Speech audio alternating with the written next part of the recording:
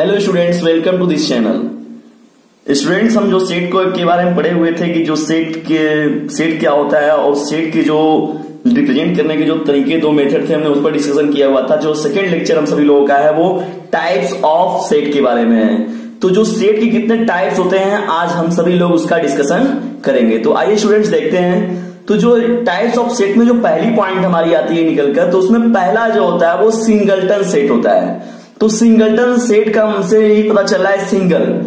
तो a set containing only one element is called a singleton set. तो जैसे कि स्टूडेंट एग्जांपल में दिखाया भी गया है, देखिए यहां पर जो बनाया गया है सेट के अंदर, तो एक ही एलिमेंट लिया गया है, ए, 2 लिया गया, साई लिया गया, एक्सेट्रा।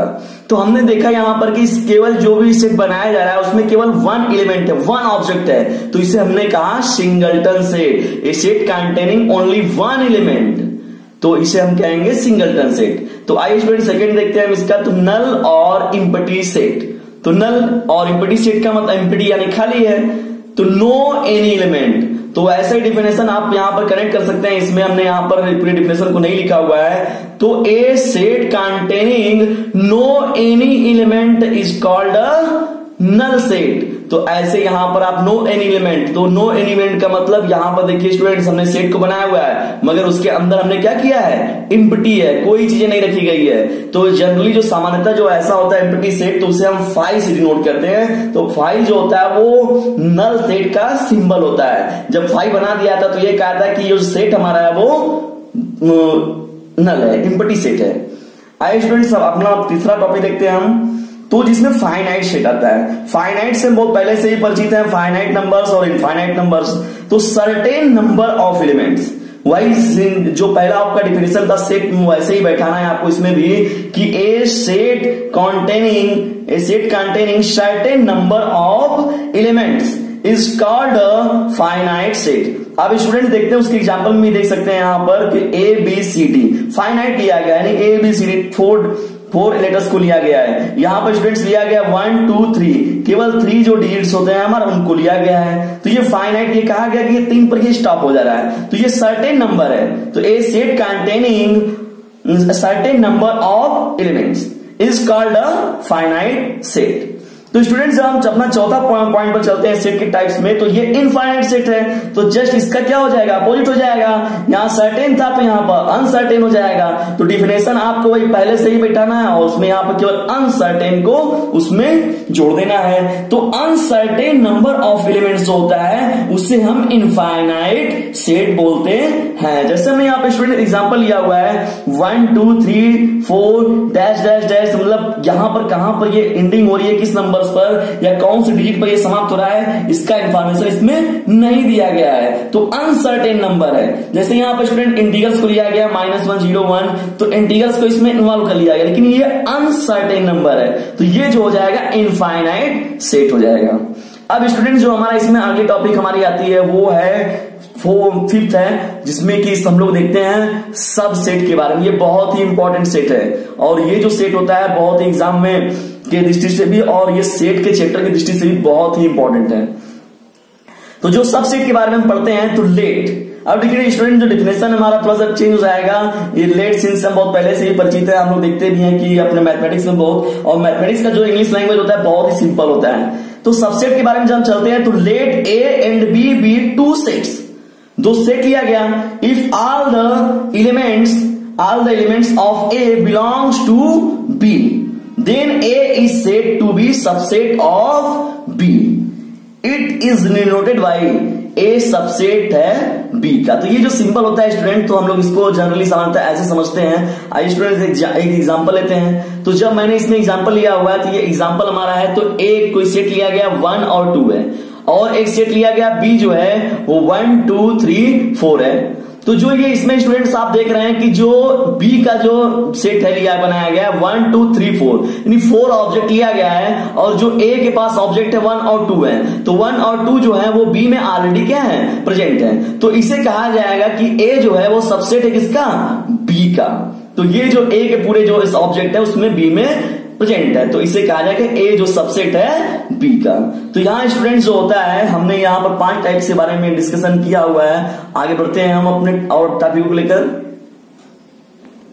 अब स्टूडेंट्स जो हमारा अगला टॉपिक है इसमें टाइप्स में हम आते हैं, तो जो ये 6th है वो है प्रॉपर सबसेट। ये भी बहुत इंपॉर्टेंट होता है, अक्सर हम लोग प्रॉपर और सुपर सेट में कंफ्यूज रहते हैं। तो देखिए स्टूडेंट जो 6th है वो प्रॉपर सबसेट क्या कहता है, या प्रॉपर सेट जो होता है वो क्या होता है। तो if A is a subset of B but A not is equal to B, तो यहां स्टूडेंट्स क्या होगा, सब सेट में जो दोनों सेट होते हैं वो बराबर हो सकते हैं, मगर प्रॉपर सबसेट रहेगा तो ए कभी बी के इक्वल नहीं होगा।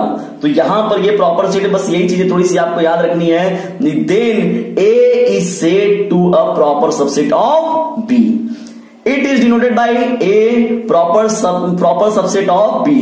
तो यहां स्टूडेंट जब इक्वल का जो साइन था वो देखिए हटा दिया गया इसमें, तो ए प्रॉपर सेट है बी का। आइए एग्जांपल से देखते हैं हम। ए हो गया 2 4 6 हो जाएगा, और बी में देखिए एलिमेंट्स लिया गया 2 4 6 8।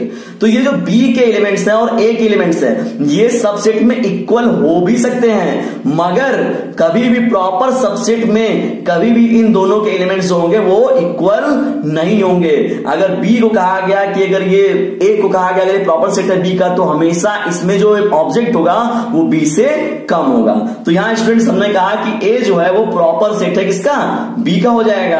अब जस्ट इसका जो होता है बस यही एक डिफिनेशन पर हमारा ये दूसरा डिफिनेशन डिसाइड हो जाएगा, सुपर सेट भी। तो जो ये 7th है सुपर सेट क्या होता है, तो सुपर सेट का मतलब ये ए और बी में जो एलिमेंट थे तो बी जो हो जाएगा वो ए का सुपीरियर हो जाएगा। तो यहां पर लिखा गया students, if A is a proper subset of B then B is said to be super set of A. अब यहां ये प्रॉपर सेट है बी का, तो ये इसका सुपीरियर हो जाएगा। जब सुपीरियर होगा तो साइन भी चेंज हो जाएगा। तो जो हम ऐसे साइन दिखा रहे थे वो साइन क्या हो जाएगा, देखिए इस साइड हो जाएगा। तो it is denoted as B जो है सुपर सेट है ए का। तो आप एग्जांपल्स के थ्रू भी देखिए, हमने ऊपर जो एग्जांपल्स दिखा है वहां से भी आप सुपर सेट को आसानी से समझ सकते हैं। तो ए जो हो जाएगा वो प्रॉपर सेट है यहां बी का, मगर बी जो है वो सुपर सेट हो जाएगा ए का। तो आइए स्टूडेंट्स हम आगे देखते हैं। तो जो ये 7th प्रकार हमारा है वो इक्वल सेट है। इक्वल सेट का मतलब क्या होता है आइए देखते हैं। तो 2 sets A and B are said to be equal if A subset होगा बी का and A equal to B. A subset होगा बी का, बी सबसेट हो जाएगा ए का, और ए जो होगा वो बी के बराबर हो जाएगा। तो दोनों देखिए स्टूडेंट्स ये पॉइंट आपको याद रखना है इक्वल सेट में, if A and B both have same elements, यानी ए जो सेट है और जो बी सेट है उन दोनों के जो एलिमेंट्स होंगे ऑब्जेक्ट होंगे वो सेम होंगे, तो हम उन दोनों सेटों को इक्वल सेट बोलते हैं। तो एग्जांपल्स में जैसे दिया गया, ए में दिया गया 1 2 3 4। अब यहां हमने ऑर्डर को ध्यान नहीं दिया है, जो बी का एलिमेंट है वो 3 2 1 4 है। तो इन दोनों के एलिमेंट्स को देखिए स्टूडेंट्स, वो दोनों के ऑब्जेक्ट क्या है, वो सेम है। ऑब्जेक्ट तो सेम है लेकिन ये ऑब्जेक्ट दोनों के सेम हो गए, ऑर्डर से इनको मतलब नहीं है। तो यहां पर कहा गया ये दोनों सेटों को कहा जाएगा इक्वल सेट है। यानी इक्वल सेट में क्या होता है, दोनों ही लिए गए ऑब्जेक्ट जो होते हैं उन दोनों सेटों के ऑब्जेक्ट इक्वल होते हैं। स्टूडेंट्स हम आगे बढ़ते हैं। तो हमारा जो 9th है वो इक्विवेलेंट सेट होता है, इक्विवेलेंट सेट। तो इक्विवेलेंट सेट का मतलब क्या होता है, ये थोड़ा सा बस डिफरेंस है इक्वल सेट से। तो 2 sets A and B are said to be equivalent if number of elements in A is equal to number of elements in B. तो यहां स्टूडेंट इक्विवेलेंट किस बेस पर कहा जा रहा है, इक्विवेलेंट इसलिए कहा जाएगा कि जो दोनों का नंबर ऑफ एलिमेंट्स होंगे या ऑब्जेक्ट दोनों में जो होंगे दोनों ही सेट में वो इक्वल होंगे। उनकी प्रॉपर्टी जो होगी भले नेचर दोनों ऑब्जेक्ट के अलग अलग हो, लेकिन जो दोनों के नंबर्स होंगे, अगर इस सेट में कहा गया 3 ऑब्जेक्ट हैं तो इसमें भी 3 ऑब्जेक्ट होंगे, इसमें अगर 5 ऑब्जेक्ट हैं तो इसमें भी 5 ऑब्जेक्ट है। तो इसलिए इसे इक्विवेलेंट कहा गया। तो जैसे एग्जांपल्स के थ्रू हम देखते हैं आइए। तो ए में लिया गया स्टूडेंट्स 1 2 3, अब बी में मैंने ले लिया है ए बी सी। तो ये देखा गया तो इसमें भी 3 ऑब्जेक्ट हैं और बी में भी क्या है 3 ऑब्जेक्ट हैं, लेकिन ये नेचुरल नंबर लिया गया और ये इंग्लिश क्या है अल्फाबेट हो गए। तो ये दोनों का जो नंबर ऑफ ऑब्जेक्ट है वो सेम है, लेकिन दोनों की प्रॉपर्टी जो नेचर सेम नहीं है, अलग हो जाएंगे वो। तो यहां पर कहा गया कि जो ए है वो इक्विवेलेंट सेट हो जाएगा किसका, बी का हो जाएगा। तो ये इक्विवेलेंट सेट में क्या होता है, दोनों के जो नंबर्स हैं वो केवल नंबर्स आपको इक्वल देखना है। इसमें 3 हो जाएंगे, इसमें 4 हो जाएंगे, तो ये इक्विवेलेंट नहीं कहा जाएगा। आगे स्टूडेंट जो हमारा इंपॉर्टेंट है डिसजॉइंट सेट। तो डिसजॉइंट सेट का मतलब क्या होता है? डिसजॉइंट सेट का मतलब होता है कि जहां पर कोई भी ज्वाइनिंग न हो, दोनों ही सेटों के बीच में कोई भी ज्वाइनिंग हमें न मिले। यानी ज्वाइनिंग का मतलब होता है कोई भी कॉमन एलिमेंट्स न हो। तो स्टूडेंट्स देखते हैं हम, तो two sets are said to be disjoint if they have no any common elements। Examples में देखते हैं स्टूडेंट्स, तो ए में लिया गया 1 2 3 और बी में हमने लिया हुआ है 4 5 6। तो ए का जो ऑब्जेक्ट है वो 1 2 3 है और जो बी का ऑब्जेक्ट है वो 4 5 6 है। तो स्टूडेंट्स आप देख भी सकते हैं यहां पर कि कोई भी जो एलिमेंट्स है एक दूसरे में कॉमन नहीं है। तो जब कॉमन नहीं होगा तो इसे हम कहेंगे ये डिसजॉइंट हो जा रहा है, ये ज्वाइनिंग नहीं करेंगे, कोई भी ऐसा एक मेंबर नहीं है जो कि दोनों ही सेट में प्रेजेंट हो। तो इसे हम डिसजॉइंट सेट बोलते हैं। अब जो 11th हमारा है वो यूनिवर्सल सेट है। यूनिवर्सल सेट का मतलब क्या होता है? यूनिवर्सल सेट का मतलब होता है कि वो एक इमेजिनरी सेट होता है। ये वास्तव में इस सेट को हम ड्रा करते हैं जब तो और सेटों की सहायता से करते हैं। तो ये जो यूनिवर्सल सेट होता है इसका क्या मतलब है? An imaginary set which is super set of every known set is known as universal set. तो ये इमेजिनरी सेट होता है, वो सुपर सेट होता है। जितने भी हमारे बन रहे हैं, जितने भी ज्ञात हमारे पास सेट रहते हैं उन सभी का ये सुपीरियर होता है। तो इसे हम कहते हैं यूनिवर्सल सेट। इसे देखिए students, it is also called standard set भी से बोला जाता है, यूक्लिडियन सेट भी बोला जाता है। आगे चलेंगे तो आपको यूक्लिडियन बहुत इंपॉर्टेंट, ये एक मैथमेटिशियन थे, इनका बहुत इंपॉर्टेंट रोल है। तो यहां it is denoted by you और एस और अपसाइल ग्रुप में इस तरह दिखाया जाएगा। तो एग्जांपल्स में देखिए स्टूडेंट, जैसे लिया गया ए है 1 2, बी लिया गया ऑब्जेक्ट उसके 2 3 4, सी के ऑब्जेक्ट है 3 4 5। हमने एक यूनिवर्सल सेट बनाया हुआ है 1 2 3 4 5 6 है। ये जो हमारा इमेजिनरी सेट है ये सभी जो हो जाएंगे इसके सबसेट हो जाएंगे, और ये यू है, ये जो इमेजिनरी सेट है ये जो है ये सुपर सेट हो जाएगा इन सभी सेटों का। तो ये जो हमारा यूनिवर्सल सेट होता है ये भी हमारे लिए बहुत ही इंपॉर्टेंट है, इसके टाइप्स हमें पता होना चाहिए। ये एक थ्योरेटिकल मैथमेटिक्स है। आइए स्टूडेंट्स हम देखते हैं इसका 12th जो प्रकार है वो पावर सेट होता है। पावर सेट बहुत ही इंपॉर्टेंट सेट है। Let A be a set, the power set of A is denoted as P A. It is the collection of all subset of A. ये जो होता है वो कलेक्शन होता है, कलेक्शन ऑफ ऑल सबसेट। यानी कोई भी अगर एक सेट लिया गया उसके जितने भी सबसेट बनेंगे उन सभी को कलेक्ट करना ही हमारा होता है पावर सेट। तो स्टूडेंट्स देखिए दैट इज मैंने लिया हुआ है कि P A is equal to all the subset of A. आइए एक एग्जांपल्स के थ्रू इसे हम समझते हैं। एग्जांपल्स दिया गया ए में लिया गया जो ऑब्जेक्ट 1 2 3 है। तो जो ये इसका पावर सेट हम बनाएंगे तो ये स्टूडेंट्स देखिए 2 है, 2 टू दी पावर, हम लोग किसी पावर सेट को अगर प्राप्त करते हैं तो उसके पावर पर ही लेकर, तो जो इसके ऑब्जेक्ट है 3 ऑब्जेक्ट है, 2 टू दी पावर 3 अगर लिया जाएगा तो ये 8 हो जाएंगे। तो 8 हमें ऑब्जेक्ट इसके मिलने चाहिए। पीए बनाएंगे जब हम तो पूरे कलेक्ट किया जाएगा तो ये 5 तो आएगा ही, और खुद वही सेट तो एक बार लिखा ही जाएगा। तो हमने यहां लिया 1 को सेपरेट करके 2 को 3 को और 1 2 2 3 और 3 1 और पूरे को एक साथ लिया गया। तो ये जो पीए हमारा निकल कर आया वो R2 सेट आ गए। तो ये पावर सेट का मतलब होता है इसके अलावा अब और कोई सबसेट इसमें नहीं मिलेगा हमें। तो ये कहा गया जो ए इज इक्वल टू 1 2 3 का जो पावर सेट बनाया गया वो केवल और केवल ये 8 ही होंगे, इनके अलावा और कोई नहीं हो सकता। नोट में स्टूडेंट्स देखते हैं ये बहुत इंपॉर्टेंट है पावर सेट को समझने के लिए।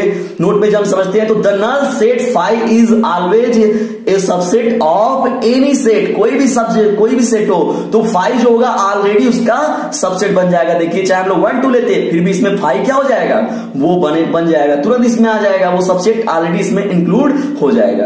अब स्टूडेंट जो सेकंड पॉइंट हमें याद रखना है कि every set is the subset of itself. Every set, जो भी सेट होता है वो स्वयं का सबसेट जरूर होगा।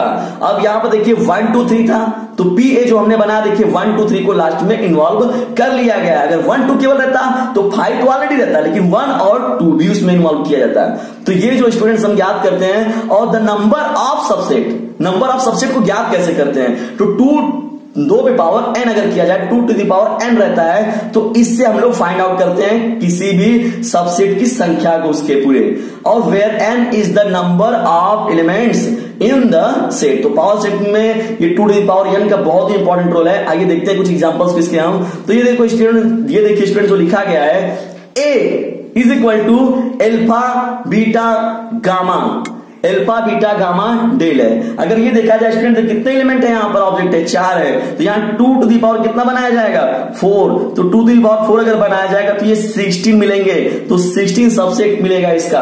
और स्टूडेंट देखिए यहाँ पर हमने वावेल्स को लिया हुआ ए ए आई ओ यू है, तो अगर यहाँ देखा जाए तो 2 टू दी पावर कितना हो जाएगा 5, तो अगर 2 टू दी पावर 5 को 2 का 5 बार मल्टीप्लाई किया जाएगा तो ये जाएगा 32 हो जाएगा।